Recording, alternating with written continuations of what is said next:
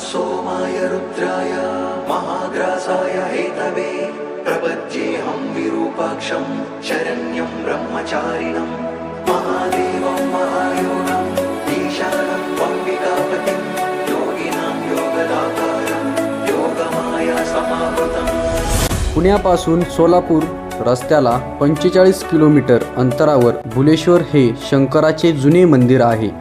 साधारण 8व्या ते 12व्या शतकात या मंदिराभोवती एक गड बांधला, तो म्हणजे दौलत मंगलगड।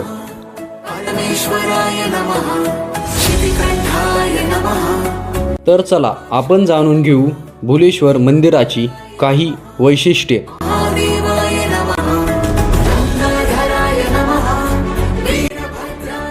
पुणे ते सोलापूर महामार्गावर यवतच्या अलीकडे उजव्या बाजूला भुलेश्वर मंदिर दिसते।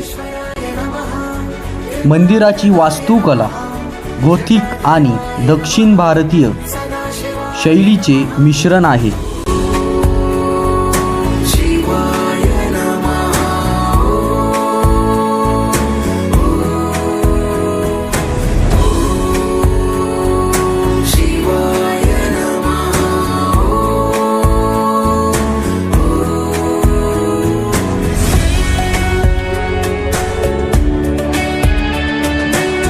मंदिरात प्रवेश करताना दोन्हीही बाजूंना पायऱ्या आहेत।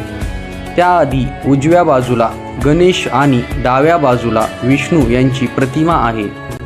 जिना चढून वर गेल्यावर मंदिरात प्रवेश होतो।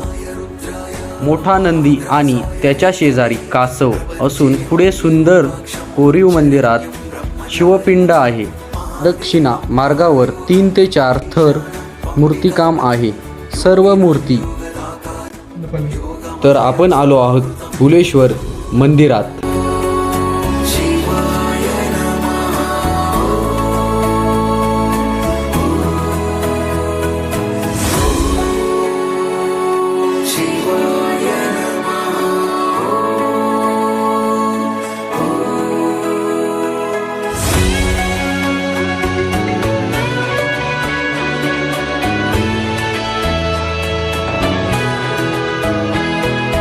महेश्वराय नमः वामदेवाय नमः त्रिलोकेशाय नमः परमेश्वराय नमः श्रुतिकण्ठाय नमः विरूपाक्षाय नमः दिगंबराय नमः महादेवाय नमः गंगाधराय नमः वीरभद्राय नमः कालकालाय नमः मृत्युंजयाय नमः। हे मंदिर 8व्या शतकात यादव राजवंशांच्या काळात बांधले गेले असावे असे मानले जाते। मंदिराची वास्तुकला अद्भुत आहे आणि त्यावर रामायण आणि महाभारतातील कथांचे चित्रण केले आहे।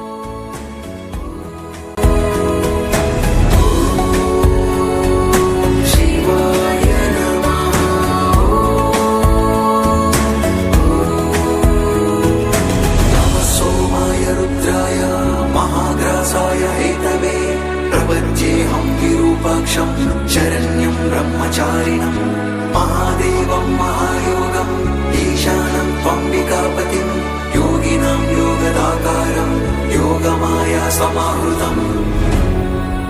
नमः सोमाय रुद्राय महाग्रासाय हेतवे प्रपद्येऽहं विरूपाक्षं शरण्यं ब्रह्मचारिणं महादेवं महायोगं